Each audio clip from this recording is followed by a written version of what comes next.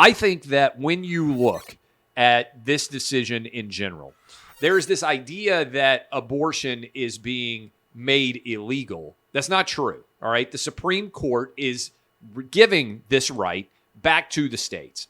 I think if you look at the last nearly 50 years of constant fighting that has gone on since Roe v. Wade over the issue of abortion, I think we need to be using all 50 states and allow this to be a debate that truly takes place inside of the democratic system. By which I mean all 50 states can determine what is the appropriate response for abortion and pass those laws. And you will have some states that have more protection of abortion rights than exists in Roe v. Wade. You will have some states that have less.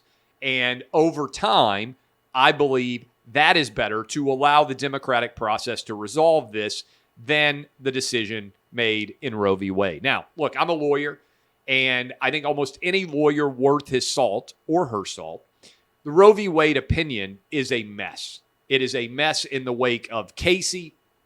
It's a total jumbled mess because abortion is a really difficult decision. And as you age and as you experience life, you are going to, I believe, have different perspectives. When I was 18 and I didn't have kids, I was very much of the, hey, I'm pro-life. Pro-choice. 18 years old in theory. And then you get older and you have 3 kids and you go through the process of seeing a baby be born and of your wife or whoever the mom of your baby is, having that baby and seeing what the process of childbirth is like, and your perspectives change. And then you have kids of your own and your perspectives change as well. So I think the idea that everybody is firmly in the pro-choice or firmly in the pro-life camp is not really where most of Americans are. This is my personal analysis here. I believe that a huge percentage of Americans agree with me, and viability matters a ton, right? So I don't have any problem with the RU 486 or whatever those pills are, the morning after pills. I'm not even sure what they're exactly called right now. I think most people probably don't either. Certainly, I'm in favor of birth control. But the idea of a post-viability abortion makes me sick to my stomach, frankly, and I don't support it. The idea of simultaneously requiring a 14-year-old who got raped to have a child also makes me sick to my stomach, and I don't support it either. So I know everybody out there is like, oh, you have to be 100% all in on this idea or all in on that idea. I don't think that's true at all, and I don't think that's where most Americans are. I believe in the sanctity of life, and I also believe simultaneously in the right for people to make their own medical choices, right? And that's whether you want to get the COVID shot or as it pertains to immediately after sex deciding to go get the morning after pill, right? I think that should be widely available. I think we should focus a lot of our time on trying to ensure that there are as few unintended pregnancies as possible. And a lot of times this gets lost in the overall equation.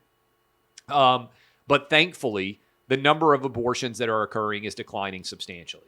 The number of unwanted teen pregnancies is declining substantially. Those are good things. And I would like to believe that in the decades ahead, the number of unintentional pregnancies are going to continue to decline. And therefore, the number of people that would ever intend or attempt to end a pregnancy would decline as well. So I guess people want you to be like, oh, I'm 100% committed to one side or the other. I actually think there's a great deal of detail that gets overlooked here. And I think the decision of Roe v. Wade going back to the courts, to the individual states, the court stepping out of it and saying 9 unelected justices should not be making this choice is the right choice. I would rather the 50 states in the democratic process, whatever opinions you have, get involved, be able to advocate for them. I think this is rational. I think this is reasonable. Now, That's my opinion on the Roe v. Wade case in general. What I read of Alito's opinion, there's a lot of people out there, of course, that are saying, oh, by the way, this is going to challenge. I saw where Joy Behar said, are they going to overrule Brown versus Board of Education? Are they going to overrule gay marriage? Specifically in there, in Alito's opinion, it says that the case is limited to abortion as well. So just FYI. I also think this is completely wrong that this opinion was leaked. And I remember in law school talking, we have a lot of professors. I went to Vanderbilt Law School. And I remember talking to former Supreme Court clerks. A lot of them end up law professors. And I was blown away that none of the opinions ever leaked in advance. And all the clerks, and they were Democrat and Republicans and independents and libertarians, all the clerks said, oh, no, that never gets leaked. And they were correct. For my entire life, no opinion has been leaked before it was released. Okay, now, there's been discussion after the opinions come out. There have been things that have happened before my life, but I'm over 40 years old, and in my life, there has never been a situation like this occur. So I believe that there needs to be a full investigation into who leaked this opinion, and there need to be substantial consequences for whoever is responsible for leaking this opinion. It's unacceptable, regardless of what the opinion was, whether it was saying gay marriage is going to be permitted, or whether it was saying that we're in a position where Roe v. Wade is being returned to the states. I think this is important. Okay, it should never occur. I think it's political in nature, and I think it's left-wing political in nature. The intent here is to further provide credence to the idea of 50-vote filibusters. Don't think it's going to happen thanks to Manchin and Sinema, but that's the idea. And also to expanding the Supreme Court, which I think is a radical idea itself. Those are what I think the goal is here. Now, in terms of the consequences, certainly I think the person who leaked this, if they are uncovered and discovered, and I think they should lose their job at the Supreme Court because they can no longer be trusted.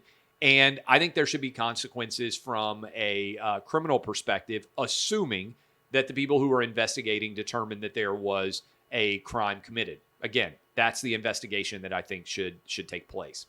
Because I don't think there's any doubt, and I hope they have great security, that all of the justices in the majority are under a great deal of danger until this opinion is officially released. I fear for their safety. I really do in this world that we live in right now.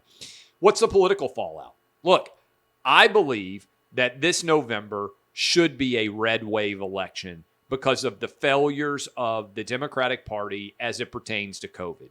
Taking our kids out of school, making people wear masks, all of it, there should be significant consequences here.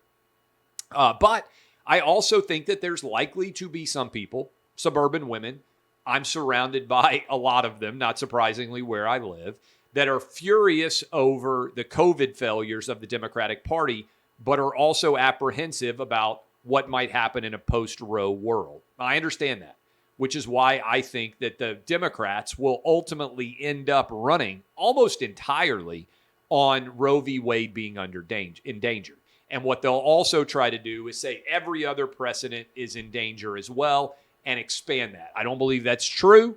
I think Roe is standing alone in terms of its impact of overturning this decision and returning it to the states. I think this is a political issue.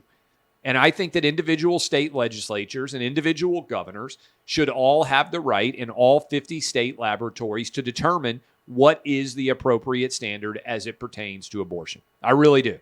Now, what exactly that ends up looking like, I think you're going to have a lot of differences of what the law is, depending on whether you're in a red state or a blue state. I think this further accelerates the idea of COVID as a resettling in this country. I think red becomes redder and blue becomes bluer. And if you are 1 billion% committed to all you care about is abortion, then I would say move to a state that better reflects your individual politics as it pertains to abortion. Now, I think that's a tiny minority of the overall American public, but if you are in that position, If you are in that position that you desperately care about that situation, then move to a state where reproductive freedom, if you want to call it that, is completely uninhibited.